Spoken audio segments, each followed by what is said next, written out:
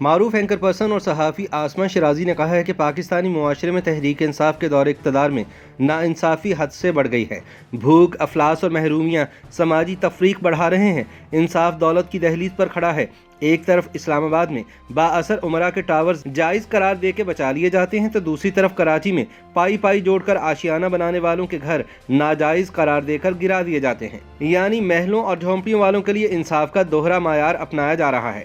یوں نئے پاکستان میں معاشی ناانصافی اور سماجی تفریق بڑھتی جا رہی ہے، جس سے پیدا ہونے والی محرومیاں سانحوں کو جنم دیتی ہیں۔ BBC کے لیے اپنی تازہ تحریر میں آسمہ شیرازی کہتی ہیں کہ دوبارہ سے ماہ دسمبر آ رہا ہے۔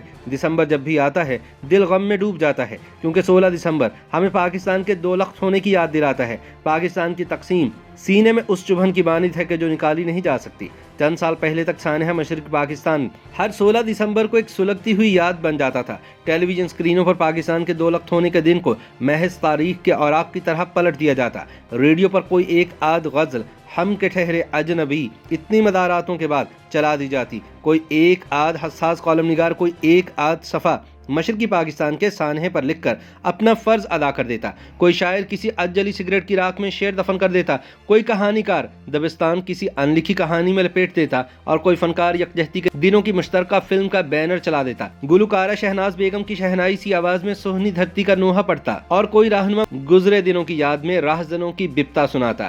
ان گزرے 50 برسوں میں کھوئی ہوئی ریاست میں صرف حمود الرحمان کمیشن رپورٹ کے اوراق ہی ملتے ہیں، جو باقی بچ جانے والی قوم کو جھنجھوڑ کر بتاتے ہیں کہ یہ عمارت بھی کبھی عظیم تھی۔ آسمہ شیرازی کہتی ہیں کہ سانحے اچانک نہیں ہوتے بلکہ زمانے ان کی پرورش کرتے ہیں، لیکن اگر پرانے سانحے دبا دیے جائیں تو اکثر نئے رونما ہو جایا کرتے ہیں۔ اسی لیے 16 دسمبر ہمیں ایک اور سانحہ دے گیا، 100 سے زائد بچوں کی شہادت کا سانحہ۔ سن 2014 کی دسمبر 16 کا یہ سانحہ بڑا تھا یا 16 دسمبر سن 1971 کا سانحہ؟ یہ فیصلہ کم از کم مجھ سے آج تک نہیں ہوا۔ ہم سقوط ڈھاکہ پر ماتم کریں، یہ سانحہ APS پر دھرتی اجڑنے کا غم بڑا ہے یا ماؤں کی گودیں اجڑنے کا دکھ؟ سانحہ پشاور بھی اچانک رونما نہیں ہوا تھا اور سانحہ مشرقی پاکستان بھی۔ 16 دسمبر کی تاریخ دہشت گردوں نے کیوں چنی؟ شاید اس لیے کہ ہم اس سانحے پر سانحہ برداشت کر سکتے ہیں، یا اس لیے کہ مستقبل کے قتل کو ماضی کی قربان گاہ میں تلاش لیں۔ آسمہ شیرازی یاد دلاتی ہیں کہ 27 دسمبر کو دختر مشرق بینظیر بھٹو شہید کے قتل کا سانحہ بھی کچھ کم نہ تھا، مگر میں قلم یہاں روک رہی ہوں۔ اس سانحے پر 2 جملے لکھ کر آگے نہیں بڑھا جا سکتا، سو اسے کسی اور دن کے لیے اٹھا رکھتے ہیں۔ وہ کہتی ہیں کہ سانحے گزر جاتے ہیں مگر اپنی آہٹیں چھوڑ جاتے ہیں۔ آہٹ پر کان رکھنے والے نقیبوں کا پتہ چلا لیتے ہیں، مگر وقت کی چاپ سنی انسنی کرنے والے نقب سے بچ نہیں سکتے۔ محرومی اور ناانصافی حد سے بڑھ رہی ہے۔ بھوک اور افلاس تفریق بڑھا رہے ہیں۔ انصاف دولت کی دہلیز پر ہے۔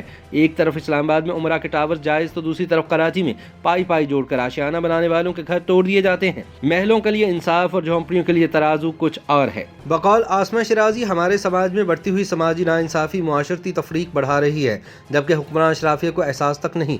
بڑھتی آبادی اور بے روزگاری جیسے مسائل ہماری آنکھوں سے اوجھل اور صحت، انصاف، بنیادی ضرورتوں کا حصول ایک خواب بنتا جا رہا ہے۔ عوام کے اندر غم اور غصے کا لاوا ابل رہا ہے، جس کی ہلکی سی جھلک گوادر میں ہونے والے عورتوں کے احتجاج میں نظر آئی، جب عورتوں کا جمع غفیر اپنے حقوق کے لیے سڑکوں پر نکل آیا۔